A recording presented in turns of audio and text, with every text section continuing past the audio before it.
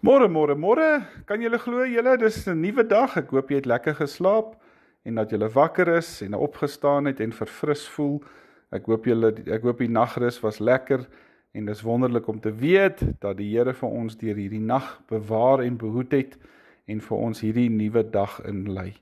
Dis lekker om weer vanmôre saam met julle te kuier en vanmôre wil ek graag lees uit Johannes 4 vers 23. Dis die gesprek wat Jesus met die vrou by die put het. En dan sê hy, daar kom 'n tyd en dit is nou. Wanneer die ware aanbidders die Vader deur die Gees en in waarheid sal aanbid. Daar kom 'n tyd, hoor wat sê Jesus, hy sê, en dis nou, dis nou. Weet julle, een van die grootste gevare van die geloof, is dat ons gaan toelaat, dat ons vertroue op die oneindige genade van God, ons net gerus sal maak. En dan dink ons, dat enige tyd wat dit ons pas, sal dit goed genoeg wees om God in ons lewe toe te laat of nie. En so stel baie mense hulle lewens vir die Here uit, en hulle doen dit gedurig.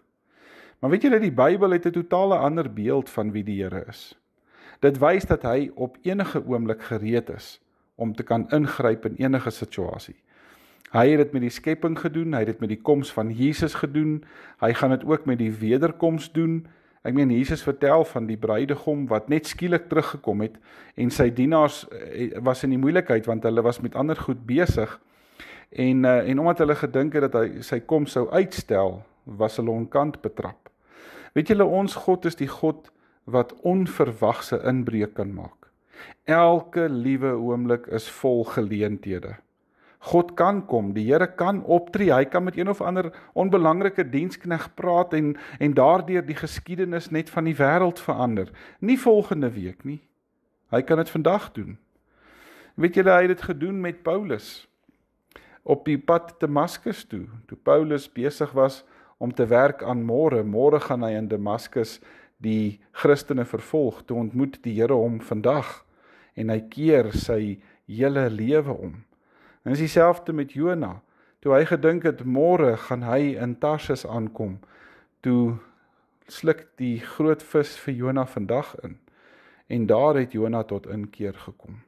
Weet jy dat die Bybel skep vir ons die beeld, dat die toekoms verhaas word tot hierdie oomblik. Dit is altyd so, dit is nie 'n hede wat wegraak in die eindelose eeue nie. Hy is die God van die verlede, die God van die toekoms, maar hy is ook die God van die hede. Elke liewe oomblik van ons dag behoort aan hom. Ek meen, vir hierdie vrou by die put het haar daaglikse werk daaruit bestaan, dat sy water gehaal het by die put op 'n uur wat niemand anders dit gedoen het nie. Maar dit het aan Jesus die geleentheid gegee om haar te konfronteer, om haar lewe op te eis en om van haar 'n nuwe mens te maak. En weet julle, hy kom vandag ook na jou en my toe. Vraag is net, is ek en jy gereed daarvoor?